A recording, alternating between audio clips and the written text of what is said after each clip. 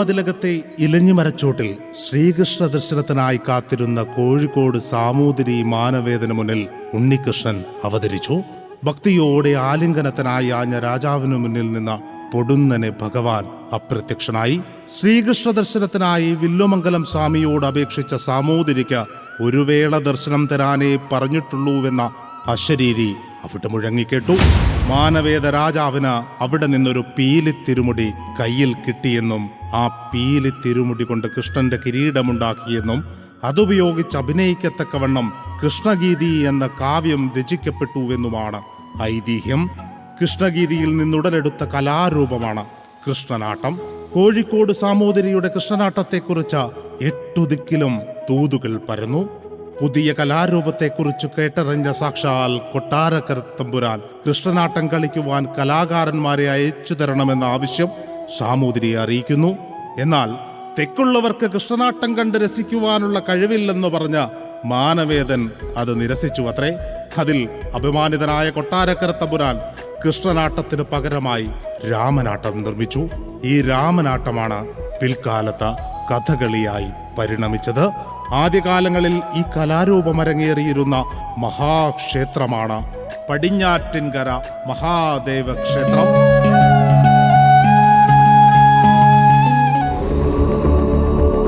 തത്പുരുഷായ വിദ്മഹേ മഹാദേവായ ധീമഹി.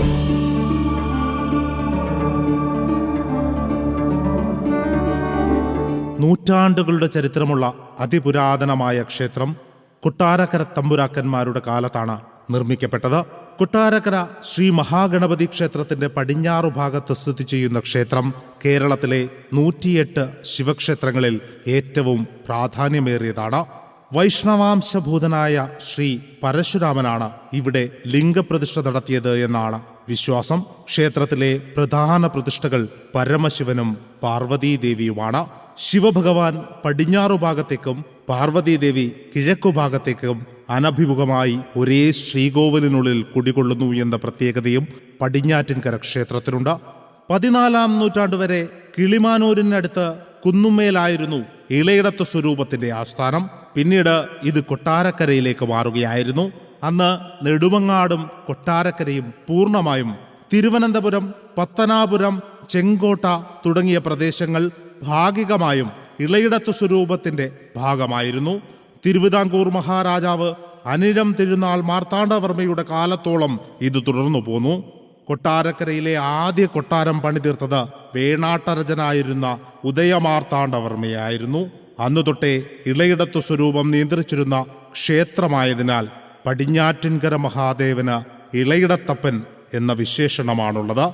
പറയിവറ്റ പന്തിരുകുലത്തിലെ പെരുന്തച്ഛൻ തീർത്ത ഈ കൊട്ടാരക്കരയിലെ മഹാദേവ ക്ഷേത്രം, ഇതിൻ്റെ കഥകൾ വീണ്ടും ഞാൻ ആവർത്തിക്കണമെന്ന് തോന്നുന്നില്ല. കാരണം എല്ലാവർക്കും അറിയാവുന്ന ഒരു കഥയാണ്. എൻ്റെ സർവീസിൽ 15 വർഷം, എൻ്റെ സർവീസിൽ പകുതിയോളം കൊട്ടാരക്കര മഹാദേവ ക്ഷേത്രത്തിലാണ് ഞാൻ ജോലി ചെയ്തിട്ടുള്ളത്. ഇപ്പോഴത്തെ ഈ 4 വർഷം ഈ വിനായക എസ് അജിത് കുമാർ പ്രസിഡന്റായി നേതൃത്വം കൊടുക്കുന്ന ഉപദേശക സമിതി ഈ 4 വർഷക്കാലം ഈ അമ്പലത്തിൽ നടത്തിയ സേവന പ്രവർത്തനങ്ങൾ ആർക്കും വന്നു കണ്ടാൽ ബോധ്യപ്പെടും. ആരെയും പറഞ്ഞ് നമ്മൾ ബോധ്യപ്പെടുത്തേണ്ട ആവശ്യമില്ല. വളരെ ഭംഗിയായി അകത്തെ കാര്യം മറ്റുള്ള ക്ഷേത്രങ്ങളിലെ ഉപദേശക സമിതിയുടെ കൂട്ടല്ല. ഈ ക്ഷേത്രത്തിലെ ഉപദേശക സമിതി എന്ന് പറയുമ്പോൾ അകത്ത് ഭഗവാന്റെ കാര്യത്തിലാണ് ഒന്നാമത്തെ ശ്രദ്ധ കൊടുക്കുന്നത്. പണ്ടൊരിക്കൽ വടക്കുദേശക്കാരനായ ഒരു ബ്രാഹ്മണന് അതിയായ മരണഭയമുണ്ടായി. ജാതകവശാൽ തന്റെ നാളുകൾ എണ്ണപ്പെട്ടു എന്ന് തിരിച്ചറിഞ്ഞ ആ ബ്രാഹ്മണൻ ആറന്മുള പാർത്ഥസാരഥി ക്ഷേത്രത്തിൽ 41 നാൾ ഭജനമിരുന്നു. ജപത്തിന്റെ അവസാന ദിവസം അദ്ദേഹത്തിന് ഒരു സ്വപ്ന ദർശനമുണ്ടായി. ആറന്മുളയിൽ ഭജനമിരുന്നാൽ പോരെന്നും വടക്കുദിക്കിലേക്ക് പോയി പടിഞ്ഞാറ്റിൻകരയിൽ ഭജനമിരിക്കണമെന്നുമായിരുന്നു അന്ന് അദ്ദേഹത്തിന് സ്വപ്ന ദർശനം ഉണ്ടായത്. അങ്ങനെ ആ ബ്രാഹ്മണൻ പടിഞ്ഞാറ്റിൻകരയിൽ വരികയും ഒരു മണ്ഡലകാലം ഇളയിടത്തപ്പന്റെ തിരുനടയിൽ ഭജനമിരിക്കുകയും ചെയ്തു. 41-ാം ദിവസം സന്ധ്യയ്ക്ക് കിഴക്കേക്കുളത്തിൽ ശരീരശുദ്ധി കഴിച്ചു മടങ്ങി വന്ന ബ്രാഹ്മണനെ ഒരു സർപ്പം പിന്തുടരുകയും ക്ഷേത്ര നാലമ്പലം വരെ അനുഗമിക്കുകയും ചെയ്തു. സർപ്പത്തെ കണ്ട് ബ്രാഹ്മണൻ ഓടി ഇളയിടത്തപ്പന്റെ നടയിൽ വരുമ്പോൾ ദീപാരാധനയ്ക്കായി നടയടച്ചിരിക്കുകയായിരുന്നു. അത്ഭുതമെന്നോണം പെട്ടെന്ന് തിരുനട തുറക്കുകയും മുകളിൽ നിന്നും ഒരു പരുന്ത് പറന്നു വന്ന് സർപ്പത്തെ കൊത്തിപ്പറക്കുകയും പുറത്തു കൊണ്ടുപോയി അതിനെ കൊല്ലുകയും ചെയ്തു എന്നാണ് ഐതിഹ്യം. സർപ്പത്തെ കൊന്ന് ഉപേക്ഷിച്ച സ്ഥലം പിന്നീട് ജടായുക്കാവ് എന്നറിയപ്പെടാനും തുടങ്ങി. ക്ഷേത്രത്തിനടുത്തുള്ള ഈ സ്ഥലം ഇന്ന് വലിയ സർപ്പക്കാവാണ്. തന്റെ ആയുസ് കൂട്ടി നൽകിയ ഇളയിടത്തപ്പൻ ആ ബ്രാഹ്മണൻ നിർമ്മിച്ചു നൽകിയതാണ് പ്രസിദ്ധമായ കൊട്ടാരക്കരയിലെ ഗോശാല. ആദ്യകാലങ്ങളിൽ കഥകളി അരങ്ങേറിയ പടിഞ്ഞാറ്റൻകര മഹാശിവക്ഷേത്രം നിർമ്മിച്ചത് പറയിപെറ്റ പന്തിരകുലത്തിലെ മഹാതച്ചനായ ഉളിയന്നൂർ പെരുന്തച്ചനായിരുന്നു. കൊട്ടാരക്കര തമ്പുരാന്റെ ആഗ്രഹപ്രകാരം സ്വയംഭൂവായ ശിവലിംഗ പ്രതിഷ്ഠയുള്ള പഴയ ക്ഷേത്രം മാറ്റി പെരുന്തച്ചൻ പുതിയ ക്ഷേത്രം പണിതീർത്തു കൊടുത്തുവെന്നാണ് ഐതിഹ്യം. പരശുരാമനാൽ പ്രതിഷ്ഠ നടത്തിയ ക്ഷേത്രത്തിന്റെ പ്രധാന ദർശനം പടിഞ്ഞാറു ദിശയിലേക്കാണ്. പടിഞ്ഞാറു വശത്ത് കേരള ദ്രാവിഡ ശൈലിയിൽ തീർത്ത അലങ്കാര ഗോപുരമുണ്ട്. വടക്കു കിഴക്കു ഭാഗത്തായാണ് ക്ഷേത്രക്കുളം സ്ഥിതി ചെയ്യുന്നത്. ദാരുശില്പങ്ങളാൽ മുഖരിതമാണ് മുഖമണ്ഡപവും ശ്രീകോവിലും. വൃത്താകൃതിയിലുള്ള മഹാശ്രീകോവിൽ ഇരുനിലകളിലായാണ് പണി തീർത്തിരിക്കുന്നത്. പെരുന്തച്ചൻ പണിതീർത്ത ഇരുനിലകളിലായുള്ള ശ്രീകോവിലുകളിൽ ഒന്ന് ഇവിടെയാണ്. പടിഞ്ഞാറേക്ക് ദർശനം നൽകിയാണ് ശൂലപാണിയുടെ സ്വയംഭൂവായ ശിവലിംഗ പ്രതിഷ്ഠയുള്ളത്. കിഴക്കേ സോപാനത്തിലാണ് പാർവതീദേവിയുടെ പ്രതിഷ്ഠ. ഉപദേവ പ്രതിഷ്ഠാമൂർത്തിമാരായ ശ്രീകൃഷ്ണനും ഗണപതിയും സുബ്രഹ്മണ്യനും ശാസ്താവും നാഗരാജാവും നാഗയക്ഷിയും നവഗ്രഹങ്ങളും ഇളയിടത്തപ്പന്റെ ക്ഷേത്രാങ്കണത്തിൽ പ്രതിഷ്ഠിക്കപ്പെട്ടിരിക്കുന്നു. കുംഭമാസത്തിലെ ഉത്രട്ടാതി നക്ഷത്രത്തിൽ കൊടികയറി തിരുവാതിരയ്ക്ക് ആറാട്ടോടുകൂടിയാണ് ക്ഷേത്രത്തിലെ ഉത്സവം സമാപിക്കുക. എന്നാൽ കൊട്ടാരക്കര പടിഞ്ഞാറ്റിൻകര മഹാദേവ ക്ഷേത്രം ഇന്ന് മറ്റൊരു ഉത്സവത്തിന് സാക്ഷ്യം വഹിക്കുകയാണ്. ക്ഷേത്രത്തിലുണ്ടായിരുന്ന വെള്ളിക്കൊടിമരം ഇടിമിന്നലിൽ നശിച്ചതിനെ തുടർന്ന് പുതിയ ധ്വജസ്തംഭം സ്വർണത്തിൽ പ്രതിഷ്ഠ നടത്താൻ ക്ഷേത്ര ഉപദേശക സമിതിയും ഭക്തജനങ്ങളും തീരുമാനിക്കുകയായിരുന്നു. കേരളത്തിലെ പ്രമുഖ വ്യവസായിയും സിനിമാ നിർമ്മാതാവുമായ വിനായക എസ് അജിത് കുമാറിന്റെ നേതൃത്വത്തിലുള്ള ഉപദേശക സമിതി കഴിഞ്ഞ 5 വർഷക്കാലം കൊണ്ട് കോടികളുടെ വികസന പ്രവർത്തനമാണ് പടിഞ്ഞാറ്റിൻകര മഹാദേവ ക്ഷേത്രത്തിൽ ചെയ്തു പോരുന്നത്. അതിൽ അവസാനത്തേതാണ് സ്വർണ്ണക്കൊടിമര പ്രതിഷ്ഠ. കേരളത്തിലെ 108 മഹാദേവ ക്ഷേത്രങ്ങളിലൊന്നായ പടിഞ്ഞാറ്റിൻകര മഹാദേവ ക്ഷേത്രം തിരുവിതാംകൂർ ദേവസ്വം ബോർഡിന്റെ ഉടമസ്ഥതയിലാണുള്ളത്. കാലപ്പഴക്കത്തിൽ ജീർണാവസ്ഥയിലായിരുന്ന ക്ഷേത്രത്തിന്റെ പുനരുദ്ധാരണ പ്രവർത്തനങ്ങൾ 5 വർഷമായി തുടരുന്ന ഉപദേശക സമിതി ഏറ്റെടുക്കുകയായിരുന്നു. ക്ഷേത്രത്തിന്റെ മുഖച്ഛായ മുഴുവനായി മാറി. ക്ഷേത്രത്തിലേക്കെത്തുന്ന ഭക്തജനങ്ങൾ സന്തോഷത്തോടുകൂടി ഭഗവാനെ പ്രാർത്ഥിച്ച് അനുഗ്രഹങ്ങൾ വാങ്ങി തിരിച്ചു ഭവനങ്ങളിലേക്ക് മടങ്ങണം എന്ന സന്ദേശം മുന്നോട്ട് വെച്ചുകൊണ്ടാണ് വിനായക എസ് അജിത് കുമാറിന്റെ നേതൃത്വത്തിലുള്ള ഉപദേശക സമിതി ഇന്ന് ഈ കാണുന്ന തരത്തിൽ ക്ഷേത്രത്തിലെ വികസന പ്രവർത്തനങ്ങളെ ഏകോപിപ്പിച്ചത്. ഞാനിവിടെ ഉപദേശക സമിതി പ്രസിഡന്റായിട്ട് ഇപ്പം 4 വർഷത്തോളം ആവുന്നുണ്ട്. ഇന്ന് തന്നെ ക്ഷേത്രത്തിലെ ഭക്തജനങ്ങളെ തിരക്ക് കൂടുതലാണ്. കാരണം ക്ഷേത്രത്തിൽ ഇപ്പം ഇതൊരു സുവർണ ക്ഷേത്രമായി. സ്വർണ്ണക്കൊടിമര ധ്വജം പ്രതിഷ്ഠ മെയ് മാസം 3-ാം തീയതി അതിൻ്റെ പ്രതിഷ്ഠ കഴിഞ്ഞു. ക്ഷേത്രത്തിൽ ഓരോ ദിവസങ്ങളും ഐശ്വര്യം ഉണ്ടായിക്കൊണ്ടിരിക്കുകയാണ്. അതോടൊപ്പം ക്ഷേത്രത്തിൽ സഹകരിക്കുന്നവർക്കും ക്ഷേത്ര നിർമ്മാണ പ്രവർത്തനങ്ങൾക്ക് ഇതിൻ്റെ മറ്റ് നിർമ്മാണ പ്രവർത്തനങ്ങൾ ഏറ്റെടുത്ത് നിൽക്കുന്നവർക്കും മഹാദേവൻ്റെയും മഹാഗണപതിയുടെയും പാർവതീദേവിയുടെയും അനുഗ്രഹങ്ങൾ ഉണ്ടായിക്കൊണ്ടിരിക്കും. സത്യമുള്ളൊരു ക്ഷേത്രമാണിത്. ഏകദേശം 1500 വർഷത്തോളം പഴക്കം ഈ ക്ഷേത്രത്തിനുണ്ടെന്ന് കരുതുന്നു. കാരണം ഫ്രണ്ടിലെ ബലിക്കല്ല് കണ്ടാൽ തന്നെ അറിയാം എത്ര വർഷം പഴക്കമുണ്ടെന്ന് ക്ഷേത്രത്തിന്. നേരത്തെ ഇവിടെ ഒരു സിൽവറിൻ്റെ കൊടിമരം ഉണ്ടായിരുന്നു. അത് വളരെ അതിൻ്റെ അവസ്ഥ വളരെ മോശമായൊരവസ്ഥയായിരുന്നു. അത് മാറ്റി പുതിയൊരു സ്വർണ്ണക്കൊടിമരം സ്ഥാപിക്കുക എന്നുള്ളൊരു തീരുമാനമായിരുന്നു ഈ കമ്മിറ്റിയുടെ. പുതിയ കമ്മിറ്റി വരികയും ഈ സ്വർണ്ണക്കൊടിമരത്തിൻ്റെ നിർമ്മാണ പ്രവർത്തനങ്ങൾ ആരംഭിക്കുകയും ചെയ്തു. മെയ് 3-ാം തീയതിയോടുകൂടി അതിൻ്റെ കാര്യങ്ങൾ കംപ്ലീറ്റ് ചെയ്തു. ബഹുമാനപ്പെട്ട ക്ഷേത്രം തന്ത്രി അദ്ദേഹം പറഞ്ഞു നാടറിഞ്ഞൊരു ഉത്സവം നടക്കണമെന്ന്. ക്ഷേത്രം പെരുന്തച്ചനാൽ നിർമ്മിക്കപ്പെട്ട ക്ഷേത്രമാണ്. ഐതിഹ്യത്തിൽ പറയുന്നത് ഗണപതി ക്ഷേത്രവും പടിഞ്ഞാറ്റിൻകര മഹാദേവ ക്ഷേത്രവും ഗണപതി ക്ഷേത്രത്തോട് ഭയങ്കര ബന്ധങ്ങളുണ്ട്. ക്ഷേത്രം ഈ 2 ക്ഷേത്രത്തിൻ്റെ നിർമ്മാണം പെരുന്തച്ചനായിരുന്നു. നമുക്ക് തന്നെ പറയാം. കാരണം ഇത് ഐതിഹ്യങ്ങളിൽ പറയുന്ന കാര്യങ്ങൾ കറക്റ്റും അത് സത്യമുള്ള കാര്യങ്ങളെന്നാണ് നമുക്ക് മനസ്സിലാക്കാം. ശബരിമല തന്നെ പന്തളം കൊട്ടാരം നമുക്കറിയാവുന്ന കാര്യങ്ങളാണ്. യഥാർത്ഥത്തിൽ ഇതൊക്കെ ഒരു സത്യമുള്ള കാര്യങ്ങളാണ്. വരും തലമുറകൾ ഇതെല്ലാം മനസ്സിലാക്കി മുന്നോട്ട് പോവുക. വിശ്വാസങ്ങൾ കൂടുക. മനുഷ്യന് വിശ്വാസങ്ങൾ കൂടുമ്പോൾ നമ്മുടെ നാട്ടിൽ സമാധാനം ഉണ്ടാകും, നമ്മുടെ കുടുംബത്തിൽ സമാധാനം ഉണ്ടാകും, നമ്മൾ ചെയ്യുന്ന തൊഴിൽ മേഖലകളിൽ സമാധാനം ഉണ്ടാകും. ഇതൊക്കെ ഉണ്ടാവണമെങ്കിൽ ഈശ്വരാനുഗ്രഹം ഉണ്ടാവണം. ഇന്ന് ഒരു സുവർണ ക്ഷേത്രമായി കൊട്ടാരക്കര പടിഞ്ഞാറ്റിൻകര മഹാദേവ ക്ഷേത്രം മാറിയിരിക്കുന്നു. എല്ലാ അടിസ്ഥാന സൗകര്യങ്ങളും ഇവിടെ ഒരുക്കിയിരിക്കുന്നു. കേരളത്തിലെ ക്ഷേത്ര ഐതിഹ്യങ്ങളിലും പുരാണങ്ങളിലും ഇടം പിടിച്ച മഹാദേവ ക്ഷേത്രം അങ്ങനെ എല്ലാ പുനരുദ്ധാരണ പ്രവർത്തനങ്ങളും നടത്തി മഹാദേവന്റെ തൃപ്പാദങ്ങളിൽ ക്ഷേത്രോപദേശക സമിതി സമർപ്പിച്ചിരിക്കുകയാണ്. എല്ലാം ഭഗവാന്റെ കൃപയാണ്.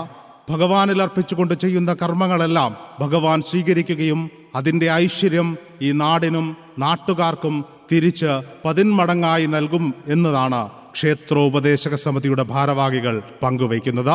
കൊട്ടാരക്കര പടിഞ്ഞാറ്റിങ്കര ശ്രീ മഹാദേവ ക്ഷേത്രം ഒരുപക്ഷെ ഈ നാട്ടിലെ ഏറ്റവും പഴക്കം ചെന്ന ക്ഷേത്രങ്ങളിലൊന്നാണ്. ഈ ക്ഷേത്രത്തിൽ കഴിഞ്ഞ കുറേ വർഷമായി ക്ഷേത്രത്തെ കാര്യമായി ശ്രദ്ധിക്കുന്നതിനോ മഹാദേവന്റെ ചൈതന്യം കൂടുതൽ ജനങ്ങൾക്ക് ലഭിക്കുന്നതിനോ കഴിയാത്ത ഒരു അവസ്ഥ ഉണ്ടായിരുന്നു. ഒരുപക്ഷെ ദേവസ്വം ബോർഡ് തന്നെ ക്ഷേത്രത്തോട് വലിയ ഒരു താല്പര്യം കാണിക്കാതിരുന്ന ഒരവസ്ഥയിൽ നിന്ന് ഇന്ന് ഈ മഹാക്ഷേത്രം അതിൻ്റെ എല്ലാ പ്രൗഢിയോടും കൂടി അതിൻ്റെ പൂർത്തീകരണ അവസ്ഥയിലേക്ക് എത്തി നിൽക്കുന്നു എന്നുള്ളതാണ് ഞങ്ങൾക്ക് തോന്നുന്ന ഒരു സവിശേഷത. വളരെയധികം സന്തോഷമുണ്ട്. അതിലേറെ അഭിമാനത്തോടു കൂടിയാണ് ഞങ്ങൾ നിങ്ങളുടെ മുമ്പിൽ നിൽക്കുന്നത്. 2019 പുതിയ ഭരണസമിതി ഈ ക്ഷേത്രത്തിൽ വരുമ്പോൾ ഈ ക്ഷേത്രത്തിൻ്റെ അവസ്ഥ വളരെ ദയനീയമായി. എന്നാൽ ഓരോരോ കാര്യങ്ങൾ ചെയ്ത് പടിപടിയായി ഈ ക്ഷേത്രത്തിന് വേണ്ട എല്ലാ കാര്യങ്ങളും ചെയ്യുന്നതിന് വേണ്ടിയുള്ള നല്ല തയ്യാറെടുപ്പുകൾ ഞങ്ങൾ നടത്തി. അതിൻ്റെ ഫലമായി ഇന്നീ കാണുന്ന മഹാക്ഷേത്രത്തിൻ്റെ ഒരു അവസ്ഥയിലേക്ക് എത്തിക്കുവാനായിട്ട് നമുക്ക് കഴിഞ്ഞു. ജനങ്ങളുടെ നല്ല സഹകരണം, അതിലുപരിയായി ക്ഷേത്ര ഉപദേശക സമിതിയുടെ പ്രസിഡന്റായിട്ടുള്ള വിനായക സജിത് കുമാറിൻ്റെ നിർലോഭമായ സഹായവും സഹകരണവും സംഭാവനകളും ഈ ക്ഷേത്രത്തിൻ്റെ സർവതോന്മുഖമായ വികസന പ്രവർത്തനത്തിന് സഹായിച്ചിട്ടുണ്ട് എന്നുള്ളതാണ്. ഈ ക്ഷേത്രത്തിൻ്റെ ചുറ്റളവ് മുഴുവൻ മാലിന്യം കൊണ്ട് നിറഞ്ഞിരിക്കുകയായിരുന്നു. അതിനെല്ലാം ഞങ്ങൾ പൂർണ്ണമായി നിർമ്മാർജ്ജനം ചെയ്തു. അതിനുശേഷം ഈ ക്ഷേത്രത്തിൻ്റെ ഏറ്റവും പ്രധാനപ്പെട്ട ഉപദേവാലയങ്ങൾ, ആ ഉപദേവാലയങ്ങളിൽ ജീർണിച്ച അവസ്ഥയിൽ കിടന്നത് സർപ്പക്കാവായിരുന്നു. സർപ്പക്കാവിനെ നമ്മൾ പൂർണ്ണമായി നവീകരിച്ചു. ഇപ്പോൾ അവിടെ മനോഹരമായ സർപ്പക്കാവാക്കി മാറ്റി. അതുപോലെ തന്നെ ഈ ക്ഷേത്രത്തിലെ ഏറ്റവും പ്രധാനമായിട്ടുള്ളത് പിന്നീട് ഒരു പകുതി നിർമ്മാണ പ്രവർത്തനത്തിൽ കിടന്നാണ് സദ്യാലയം. ആ സദ്യാലയത്തെ അത് ഒരു പൂർണ്ണ രീതിയിലേക്ക് ആക്കുവാനായിട്ട് നമുക്ക് കഴിയും. ദേവസ്വം ഓഫീസ് ജീർണാവസ്ഥയിൽ തന്നെയായിരുന്നു. അതിനെ പുതുക്കിപ്പണിഞ്ഞ് ഒരുപക്ഷെ ഈ കൊട്ടാരക്കര ദേവസ്വത്തിലെ ഏറ്റവും മനോഹരമായ ഓഫീസാക്കി അത് നമുക്ക് മാറ്റുക. ജീവനക്കാർക്ക് പ്രത്യേകമായ സൗകര്യങ്ങളെല്ലാം. അതിനുശേഷം ഈ ഉപദേവാലയങ്ങളുടെ ശിവേലി പാതകൾ അതെല്ലാം നവീകരിച്ച് അവിടെയെല്ലാം പുതിയ കല്ലിട്ട് എല്ലാവർക്കും വളരെ വൃത്തിയായി നടന്നു പോകാനുള്ള അന്തരീക്ഷം ഉണ്ടാക്കി. അതിനുശേഷം നടപ്പന്തൽ, ശിവേലി പാതയ്ക്ക് മുകളിലായിട്ടുള്ള നടപ്പന്തൽ ഉണ്ടാക്കി. അതിനുശേഷം നമ്മൾ ചെയ്തത് ക്ഷേത്രത്തിൻ്റെ ചുറ്റമ്പലം പിത്തളയിൽ പൊതിയുക എന്നുള്ളത്. ഒരു ക്ഷേത്രം ഏറ്റവും മനോഹരമായി മാറുന്നത് അങ്ങനെയാണ്. ചുറ്റമ്പലമെല്ലാം പിത്തളയിൽ പൊതിഞ്ഞു. ക്ഷേത്രത്തിനുള്ളിലുള്ള തൂണുകളും കതകുകളും എല്ലാം പിത്തളയിൽ പൊതിഞ്ഞു. അതിനുശേഷം ക്ഷേത്രത്തിനുള്ളിൽ ഒരു മഹാഗണപതിയുടെ ഒരു സ്ഥാനമുണ്ടായിരുന്നു. 2 മഹാഗണ അവിടെ ഉണ്ട്. അതിൽ ഒരു മഹാഗണപതിയുടെ സ്ഥാനം നമ്മുടെ ഹോമകുണ്ടത്തിനടുത്തായിരുന്നു. അവിടെ പുതിയതായി നവീകരിച്ച് അവിടെ മഹാഗണപതിക്ക് ഇരിക്കാനുള്ള ഇരിപ്പിടം ഉണ്ടാക്കി അതൊരു ക്ഷേത്രമാക്കി, കൊച്ചു ക്ഷേത്രമാക്കി മാറ്റി. ഒറ്റക്കല്ലിൽ തീർത്ത ഒരു ഹോമകുണ്ടം അതിനുള്ളിൽ നമ്മൾ പണിതു. അതിനുശേഷമാണ് നമ്മൾ അപ്പോൾ കൊടിമരത്തിൻ്റെ നിർമ്മാണ പ്രവർത്തനങ്ങൾ ആരംഭിച്ചിരുന്നു. അതിനുശേഷമാണ് കൊടിമര നിർമ്മാണത്തിൻ്റെ പൂർത്തീകരണത്തിലേക്ക് പോയത്. കൊടിമരം നമ്മൾ ആരംഭിക്കുന്നത് 2022 ജൂൺ മാസം 22-ാം തീയതിയാണ്. അന്നാണ് തൈലാദിവാസത്തിൽ നിന്ന് ഇതെടുക്കുന്നത്. അതിനു മുമ്പ് തടി കൊണ്ടുവന്നു. തടി ഇവിടെ തൈലാദിവാസത്തിൽ നമ്മൾ പ്രവേശിപ്പിച്ചു. ഏതാണ്ട് 15-16 മാസത്തോളം തൈലാദിവാസത്തിൽ കിടന്നു. അങ്ങനെ വളരെ നല്ല ഈടുറ്റ ഒരു തേക്ക് തടിയായിട്ടാണ് നമ്മളതിനെ എടുത്തത്. അതിനുശേഷം ചെമ്പ് പറകൾ ഉണ്ടാക്കി അത് തടി സ്ഥാപിച്ചു, ചെമ്പ് പറകൾ പാകി. അതിനുശേഷമാണ് നമ്മൾ സ്വർണ്ണ പൂശുന്നതിന് വേണ്ടിയുള്ള പ്രവർത്തനങ്ങളിലേക്ക് പോയത്. അങ്ങനെ വളരെ എളുപ്പത്തിൽ നമ്മളതിൻ്റെ പ്രവർത്തനങ്ങൾ പൂർത്തീകരിക്കുന്നതിന് വേണ്ടിയുള്ള ഒരു ത്യാഗമനോഭാവത്തോടു കൂടിയുള്ള ഒരു പ്രവർത്തനമാണ് നടത്തിയത്. എന്തായാലും ശരി, അതിൻ്റെ അടിസ്ഥാനത്തിൽ ഏതാണ്ട് ഒരു 70 ലക്ഷത്തോളം രൂപ പൊതുജനങ്ങൾ ഇതിനു വേണ്ടി സംഭാവന നൽകിയിട്ടുണ്ട്. ബാക്കിയുള്ള തുക മുഴുവൻ, അതിൻ്റെ കണക്കുകൾ പൂർണ്ണമായി എടുത്തിട്ടില്ല, എങ്കിലും ഒരു 2,25,00,000 രൂപ നമ്മുടെ ഈ കൊടിമരത്തിൻ്റെ മൊത്തം ചെലവിലേക്ക് ആയിട്ടുണ്ട്. ബാക്കിയുള്ള തുകയെല്ലാം വിനായക സജിത് കുമാർ തന്നെ നിർവഹിക്കുകയായിരുന്നു. അതായത് അതിൽ ഏറ്റവും പ്രധാനമായിട്ടുള്ളത് 1,27,00,000 രൂപയാണ് 1250 ഗ്രാം സ്വർണത്തിന് വേണ്ടി ചെലവഴിച്ചിട്ടുള്ളത്. തിരുവിതാംകൂർ ദേവസ്വം ബോർഡിന്റെ കീഴിലാണെങ്കിലും ക്ഷേത്ര ഉപദേശക സമിതി തന്നെ അവരുടെ നേതൃത്വത്തിൽ അവിടുത്തെ നിർമ്മാണ പ്രവർത്തനങ്ങൾ ഭംഗിയായി പൂർത്തീകരിച്ചിരിക്കുന്നു. ജനങ്ങളിൽ നിന്നും പിരിവെടുത്ത തുകയ്ക്ക് പുറമെ വ്യവസായിയും സിനിമാ നിർമ്മാതാവും ക്ഷേത്ര ഉപദേശക സമിതി പ്രസിഡന്റുമായ വിനായക എസ് അജിത് കുമാർ സ്വന്തം കയ്യിൽ നിന്ന് കോടികൾ മുടക്കിയാണ് ക്ഷേത്രത്തിന്റെ പുനരുദ്ധാരണ പ്രവർത്തനങ്ങൾ നിർവഹിച്ചിരിക്കുന്നത്. കേരളത്തിൽ അങ്ങോളം ഇങ്ങോളം സഞ്ചരിച്ച ദേവസ്വം ബോർഡിന്റെയും മറ്റുള്ളവരുടെയും ഉടമസ്ഥതയിൽ ജീർണാവസ്ഥയിലുള്ള ഒട്ടനവധി ക്ഷേത്രങ്ങളും ആരാധനാലയങ്ങളും നമുക്ക് കാണാൻ സാധിക്കും. അത്തരത്തിൽ ജീർണതയിൽ നിന്നും ജീർണതയിലേക്ക് പോയിക്കൊണ്ടിരുന്ന ഒരു ക്ഷേത്രത്തെ എങ്ങനെ ഒരു സുവർണ ക്ഷേത്രമാക്കി ഭക്തജനങ്ങൾക്കും ഭഗവാനും സമർപ്പിക്കാം എന്നുള്ളതിൻ്റെ ഉദാത്തമായ ഉദാഹരണമാണ് കൊട്ടാരക്കര പടിഞ്ഞാറ്റിൻകര മഹാദേവ ക്ഷേത്രത്തിന്റെ ഇന്നു കാണുന്ന ഈ പുരോഗതിയും ഐശ്വര്യവും. ക്ഷേത്രത്തിൽ വളരെ പെട്ടെന്നാണ് സ്വർണ്ണക്കൊടിമരത്തിന്റെ നിർമ്മാണ പ്രവർത്തനങ്ങൾ ആരംഭിച്ചതും ഇതിന് നേതൃത്വം നൽകിയത് ഉപദേശക സമിതി പ്രസിഡന്റായ ശ്രീ വിനായക അജിത് കുമാറിന്റെ ചുമതലയിലാണ്. അദ്ദേഹത്തിന്റെ വളരെ അധ്വാനത്തിന്റെയും പരിശ്രമത്തിന്റെയും ഫലമായാണ് ഇത്രയും പെട്ടെന്ന് തന്നെ ഒരു കൊടിമര പ്രതിഷ്ഠ ഇവിടെ നടത്താൻ സാധിച്ചതും അതിനോടനുബന്ധിച്ചുള്ള ഉത്സവ പരിപാടികളും നടത്താൻ സാധിച്ചിട്ടുള്ളത്. വളരെ ഭംഗിയായിട്ടുള്ള രീതിയിലാണ് ഇത്രയും ദിവസവും എല്ലാ കാര്യങ്ങളും നടന്നു വരുന്നത്. ക്ഷേത്രം പുരോഗമിച്ചപ്പോൾ ഭക്തജനങ്ങൾ കൂടുതലായി ഒഴുകിയെത്തി. അതിലൂടെ ദേവസ്വം ബോർഡിനും വരുമാനം വർദ്ധിച്ചു തുടങ്ങി. ക്ഷേത്രം ഭഗവാനും ഭക്തജനങ്ങൾക്ക് ഐശ്വര്യം ചൊരിഞ്ഞ കൊട്ടാരക്കരയിൽ അധിവസിക്കുന്നു. എല്ലാവർക്കും കൊട്ടാരക്കര മഹാഗണപതിയുടെയും കൊട്ടാരക്കര പടിഞ്ഞാറ്റിൻകര മഹാദേവന്റെയും അനുഗ്രഹങ്ങൾ ഉണ്ടാകട്ടെ എന്ന് പ്രാർത്ഥിക്കുന്നു.